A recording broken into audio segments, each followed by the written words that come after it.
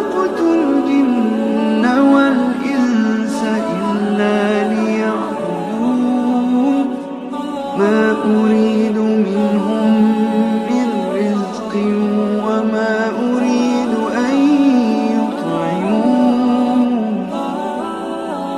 إن الله هو الرزاق ذو القوة المتين.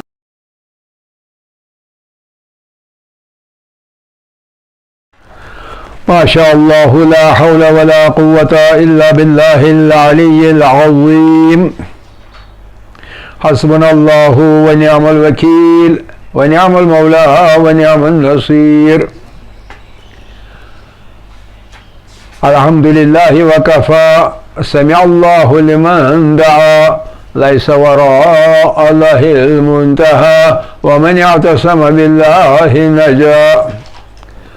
والصلاة والسلام على عباده الذين اصطفى محمد وآله الطيبين الطاهرين مصابيح الدجى ورحمة الله وبركاته على من اتبع الهدى. رب اشرح لي صدري ويسر لي أمري واحلل عقدة من لساني يفقه قولي. رب يسر ولا تعسر وتمم بالخير आमीन या रब्बल आलमीन। अज़ीज़ान, हम आखिरी टॉपिक में आजकल अहकाम के लगे हुए हैं। अगर हो सका तो आज ही तमाम हो सकता है या ज़्यादा से ज़्यादा दूसरा दर्स भी लगेगा और हमारा अहकाम वाला हिस्सा ख़त्म हो जाएगा। हम कह चुके हैं कि इर्स के मामले में यानी मीरास के बारे में यानी तरीका बांटने के बारे में 3 गिरोह होते हैं जो तरीका पाने वालों के होते, रिश्तेदारी के 3 गिरोह। निसबी जो रिश्ते होते हैं, हस्बी रिश्ते, निसबी में हस्बैंड एंड वाइफ, और उसका हमने बता दिया एक ही बार। बाकी जो होते हैं तो उनके 3 गिरोह होते हैं, पहला गिरोह, दूसरा गिरोह और तीसरा गिरोह। वो हम बता चुके हैं, पहला ग्रोह कौन सा है, दूसरा कौन सा है और तीसरा कौन सा है। ये भी हम बता चुके हैं कि अगर पहले ग्रोह में कोई बाकी ना हो मैयत का तो फिर तब दूसरे ग्रोह पर चला जाता है, इर्स तरीका दूसरे ग्रोह को मिलता है। अगर एक भी आदमी पहले गिरोह का जिंदा है तो वो तरीका ले लेगा, और तीसरा गिरोह तब तरीका लेगा जबकि पहले गिरोह में से भी कोई नहीं होगा, दूसरे गिरोह में से भी कोई बाकी ना होगा मैयत के। बाकी मादा पसमानदगान में से सिर्फ तीसरे गिरोह के लोग होंगे, तो तब तीसरे गिरोह के लोग तरीका लेंगे। तो ये सब चीज़ नज़र में रख के पता चलता है कि दूसरे गिरोह और तीसरे गिरोह के तरीका पाने के कवायद बहुत कम इस्तेमाल होते हैं, शाज़ व Nadir. Rarely second class and the third class of inheritors of property exist there. Otherwise सारी प्रॉपर्टी ले लेते हैं पहले गिरोह वाले ही लोग, depending upon who is alive and who is already dead. तो इसमें से हम बता चुके हैं 11 कवायद हम बता चुके हैं। और आप क्या वो लिख चुके हैं हम या खाली बताया है? पहले ग्रोह के जो तरीका पाने वाले हैं वो किन किन सूरतों में तरीका लेते हैं, ज़रा ये चेक करें और मुझे बताएं।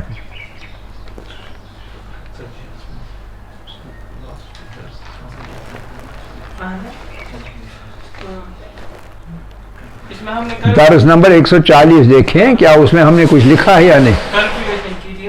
कैलकुलेशन की थी ना उसमें लास्ट में कैलकुलेशन की थी। हाँ, उसके बाद तो गए हमें आगे चलना है। हाँ, चलिए ठीक है, कैलकुलेशन के आगे ठीक है। तो आज हमारा दर्स होगा दर्स 141। हाँ।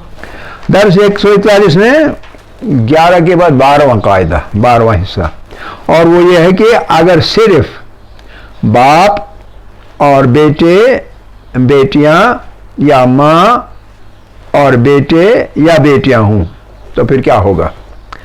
तो फिर माल मातृका जो होगा, मैं इसके ये रिश्तेदार अगर हूँ, सबके सब अगर हूँ, यही तो पहला ग्रोह है जो हमने बता दिया।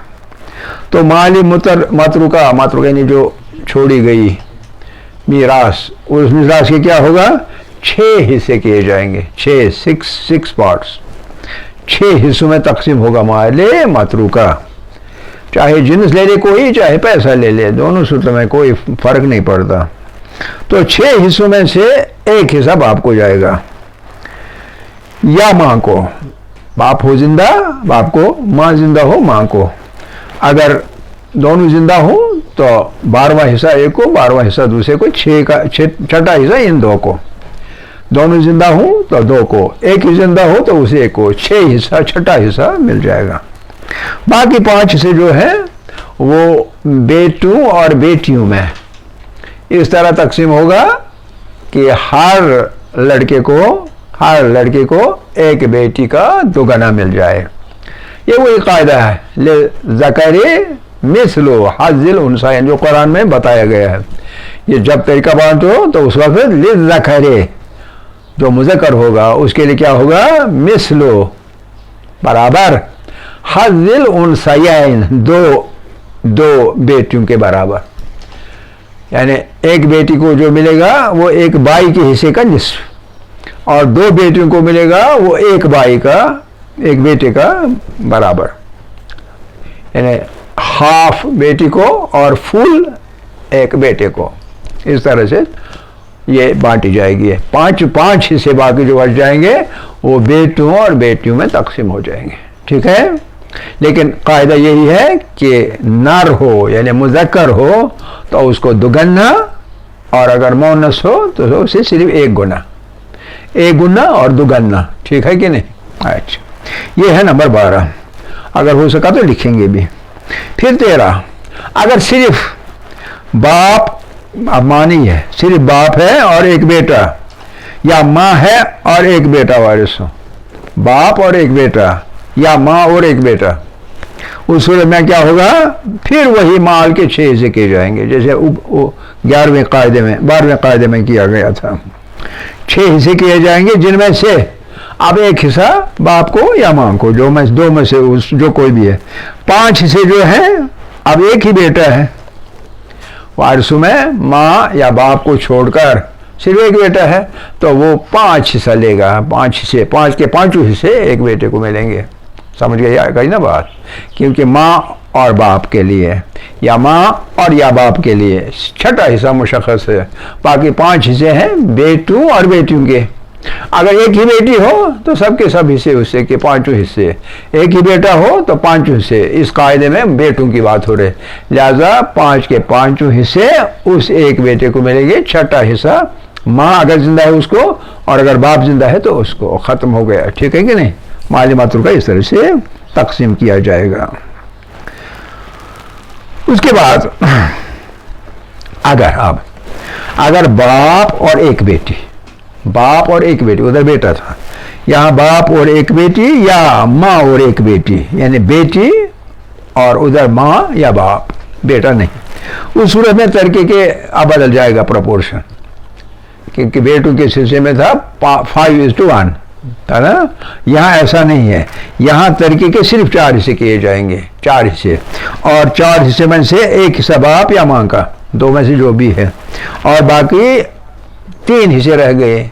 उधर 5 लेता था, बाकी लोग लेते 5 हिस्से, यहाँ सिर्फ 3, क्योंकि सिर्फ 4 बेटियाँ ही है ना, उनको आधा ही मिलता है ना, इसलिए यहाँ हिस्से कम करने हैं। तो लिहाजा बाकी 3 हिस्से बेटी को दिए जाएंगे, क्योंकि एक बेटी है वारिस। माँ एक, बेटी एक, या बाप एक, बेटी एक, सिर्फ 4 हिस्से, एक हिस्सा बाप का, और अगर माँ हुई तो माँ का, और जो बेटी बाकी बची तो उसको 3 के 3 हिस्से मिल जाएंगे, 5 हिस्से नहीं। सही है? आगे चलते हैं। अब अगर बाप और चंद बेटियां, या माँ और चंद बेटियां, फिर बेटियां, बेटा कोई नहीं, तो माली मातृका को इस सूरत में अब बदल जाएगा प्रोपोर्शन। क्यों? इसलिए कि चंद बेटियां, उधर एक ही थी, यहाँ चंद बेटियां हैं, तो उस ऐसी सूरत में 5 हिस्सों में तकसीम होगा। 6 से भी नहीं, चार हिस्से भी नहीं, सिर्फ 5 हिस्सों में।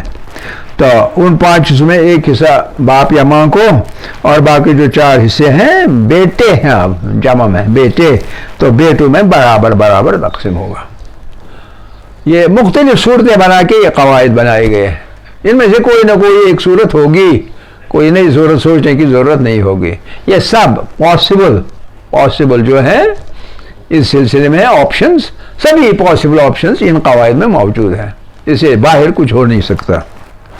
तो ये 15वां था। फिर 16वां, अगर मैयत की औलाद जिंदा ना हो। अब ये ख्याल रखें, ये अब मुख्तलिफ है। मैयत है, उसकी औलाद कोई जिंदा नहीं, और उसके बेटे की औलाद, उसके बेटी की औलाद है। अब बेटे की औलाद जो है वो बेटे का हिस्सा पाएगा, और बेटी की औलाद बेटी का हिस्सा पाएगा। ठीक है क्या? ठीक है। अच्छा, मसलन आप मिसाल दी है कैसे? मसलन एक नवासा क्या होता है? बेटी का बेटा। और एक पोती होती है बेटे की लड़की। ये 2 वारिस हैं। तो तरीका कैसे होगा? तरीका के अब 2-3 हिस्से हो जाएंगे, क्योंकि बेटे की लड़की को ज़्यादा मिलेगा दुगना, और बेटी की लड़की को कम मिलेगा। तो लिहाजा 3 हिस्से किए जाएंगे। एक हिस्सा नवासे या नवासी, यानी बेटी की औलाद, नवासे को, और 2 हिस्से पोती यानी बेटे की औलाद को मिलेगी, क्योंकि जो बेटा है बेटे को दुगना है ना, बेटी को 1 ही गुना। तो जो लिहाजा जो नवास है उसको हाफ मिलेगा, जबकि पोते को उसका डबल मिलेगा। आप समझ गए? ये 16वां कायदा। इसमें शर्त से है कि जो मैयत है उसने बरकरार रखी हुई हो उन अपने जो औलाद है उनको वारिसिन को। लेकिन यहाँ ऐसा ज़रूरी भी नहीं है। क्यों? क्योंकि सिर्फ पोतियाँ हैं और नवासे हैं, इसलिए कोई जिसको हम कहते हैं ना कि अज़ल हो जाएगा हिस्सा लेने से, इसमें अज़ल होने की सूरत ही नहीं है। समझ रहे ना? तो तरीका मिलेगा डायरेक्टली दादा से, बाप से नहीं। नवासी हो तो अपने बाप से नहीं, अपनी माँ से नहीं, और पोता हो तो अपने बाप से नहीं, डायरेक्ट दादे से। आप जो ना, लिहाजा यहाँ अज़ल होने का खदशा कोई नहीं है। ठीक है? कि या तो पोता है या पोतियाँ हैं या नवास है। बात समझ आ गई या नहीं? आप पहले ये लिखेंगे, उसके बाद चंद मुतफरिका, या पहले मुतफरिका में बताता हूँ, क्योंकि मुतफरिका में लिखने की ज़रूरत नहीं है, तो ये कवायद बाद में लिखेंगे। मुतफरिका में कुछ बातें हैं। नंबर 1, मुतफरिका में पहली बात यह है, 3 ही बातें, ज़्यादा नहीं है, और वो ये है कि जो बड़ा बेटा होता है उस बड़े बेटे को जो हिस्सा मिलता है वो ही मिलना है, लेकिन उसके अलावा उसको मिलता है। अगर बाप है, मिसाल के तौर मर चुका, तो बाप का एक कुरान, एक तलवार, और जो वो पहन रहा है लिबास वो, या अगर पहनने के लिए तैयार किया है लेकिन अभी तक पहना नहीं है, वो भी बड़े बेटे को मिलेगा, दीगर बेटों को नहीं मिलेगा। वो इजाफी है। किसके लिए? बड़े बेटे के लिए। और बड़े बेटे के लिए एक और चीज़ होती है, और उसे हम कहते हैं सुल्स, वो अलग से होता है। लेकिन वो जिसे हम कहते हैं ना बख्शिश, हिबा, अगर बाप हिबा करे बड़े बेटे के लिए, उसको इख्तियार है 3रा हिस्सा बड़े बेटे के लिए हिबा करना, क्योंकि वो बड़ा होता है, उसकी जिम्मेदारियाँ ज़्यादा होती हैं। बाप बीमार हुआ, कुछ हुआ, माँ को कुछ हुआ, तो वो वसीयत करता है मेरा बड़ा बेटा, ये कुदरती तौर पर उसी पर सब ये जिम्मेदारी आती है, लिहाजा उसको 1/3 अलावा मिल सकता है अगर हिबा हो। अगर हिबा ना हो तब कुछ नहीं मिलेगा। तो ये 3 चीज़ें। फिर 4 चीज़ें, एक कुरान, एक अंगूठी, एक तलवार और लिबास, ये 4 चीज़ें। ये पहला मुतफरिका में से। दूसरी मुतफरिक चीज़ों में जो याद रखने की चीज़ है वो ये है कि मीरास जब तकसीम की जाएगी उस वक्त अगर जो माँ होगी मैयत की बेबी, उसके पेट में अगर बच्चा हो यानी वो हामिला हो, तो उस सूरत में हामिला को नज़र में रख के मर्द का, बेटे का आजकल तो टेस्ट से पता चलता है क्या है, तो जो भी होगा उसी के हिसाब से उसका हिस्सा अलग करके रखना पड़ेगा और बाकी बांटना पड़ेगा। जो उसका हिस्सा है वो अलग, ताकि जब वो जन्म लेगी या लेगा तो उसको वो हिस्सा दिया जाएगा। समझ आ गई बात?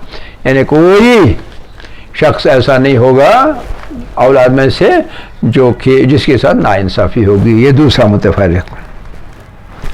और फिर तीसरी मुतफरिक चीज़, और वो ये है कि कभी मैयत ने कर्ज ली हुई होती है, कर्ज ली है। कर्ज जब ली है तो कुदरती बात है, जब तरीका छोड़ेगा, मर जाएगा मैयत तो तरीका छोड़ेगा, तो तरीका में से पहले कर्ज उठाना पड़ता है। अब दो सूरतें हैं। नंबर एक ये कि कर्ज उसके माल मतरूका से कम है, हैसियत से, मिल्कियत से, मालियत से, यानी जितना उसका तरीका है उससे कम है कर्ज, लिहाजा कर्ज पहले अदा होगा, बाकी जो बचेगा इन्हीं कवायद के मुताबिक उनको तकसीम किया जाएगा। ठीक है। लेकिन अगर ज़्यादा हो गया तो उस सूरत में क्या है? उस सूरत में नंबर एक ये है कि जो बड़े बेटे को 4 चीज़ें मिल रही थी वो भी जाएंगी कर्ज अदा करने में। ठीक, अगर ज़्यादा हुआ तो। लेकिन अगर काम थोड़ा सा हुआ या बराबर हुआ, उस सूरत में सभी के तरीके में से थोड़ा थोड़ा उठाया जाएगा निस्बत से। लेकिन जो 4 चीज़ें बड़े बेटे को मिल रहे हैं उसमें से तनासुब के मुताबिक, प्रपोर्शन के मुताबिक उसमें से भी थोड़ा सा उठाया जाएगा। आप समझ रहे हैं? मिसाल के तौर पर कर्ज है 30,000, मसलन कर्ज है 30,000 और तरीका है 60,000। मिसाल के तौर पर कर्ज 30,000, तरीका कितना? 60,000। तो अब 30,000 अदा करने हैं। लेकिन जो ये 4 चीज़ें हैं जो बेटे को, बड़े बेटे को मिल रहे हैं, उनकी मालियत मसलन है 20,000। 4 चीज़ें जो हैं, कभी बड़ी कीमती होती है, इसका नाक अंगूठी का, तलवार होती है, आजकल तलवार नहीं, आजकल और है, आले, जो भी होगा। तो उस में क्या होगा कि चूंकि 60,000 के मुकाबले में कर्ज है निस्फ, है ना 30,000, तो जो बड़े बेटे को मिलेगा 20,000 इजाफी 4 चीज़ों का, तो लिहाजा उसका निस्फ बन जाएगा 20,000 का निस्फ 10,000, यानी उसके 10,000 चले जाएंगे, बाकी 20,000 सबके तरीके में से उठा के अदा किए जाएंगे। ठीक है।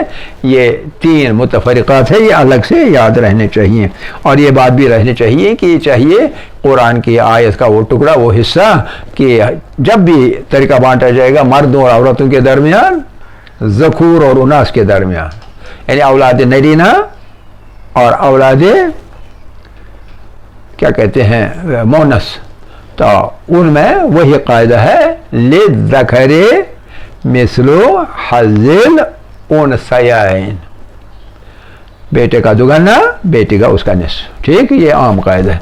तो ये सारे मैं लिखता हूँ, तो आप साथ साथ में अब लिख सकते हैं, मुझे अब बताने की ज़रूरत नहीं, मैं लिखता हूँ सिर्फ। तो जो 12वां कायदा, नंबर 12 पढ़ूंगा तो मैं ज़रूर, लेकिन रुकूंगा मैं नहीं।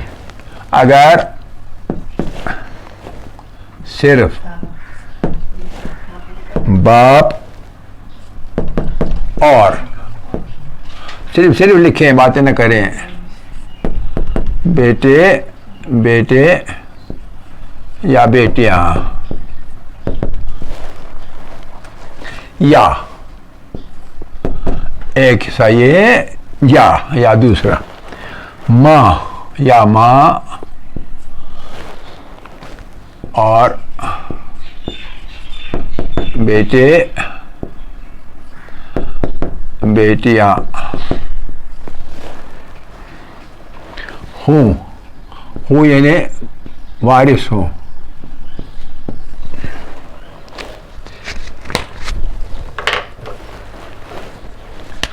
तो माले मतरूका के 6 हिस्से किए जाएंगे।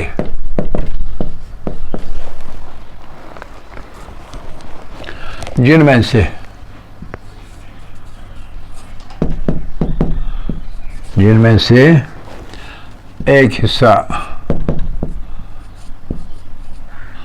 बाप या माँ को मिलेगा और 5 से बाकी 5 से बाकी 5 इसे बेटों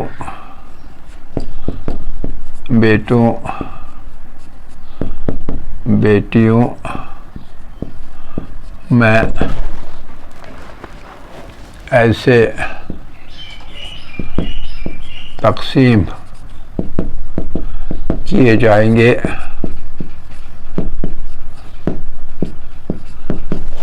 कि हर बेटे को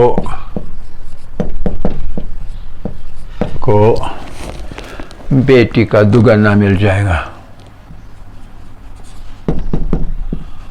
बेटी का दुगना मिल जाएगा। फिर 13 आसन साहब प्लीज़, क्योंकि ये ख़त्म होने वाला। फिर 13 नंबर 13, अगर सिर्फ बाप और एक बेटा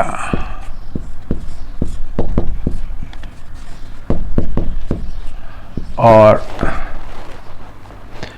नहीं बल्कि या बाप और एक बेटा या माँ और एक बेटा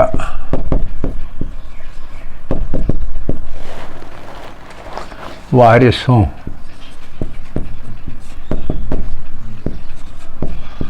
तो माले मतरुका के 6 हिस्से किए जाएंगे।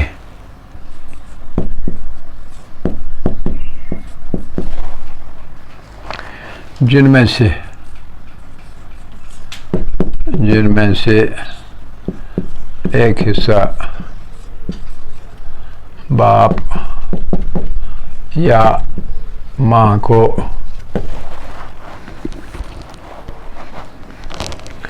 मिलेगा और बाकी 5 से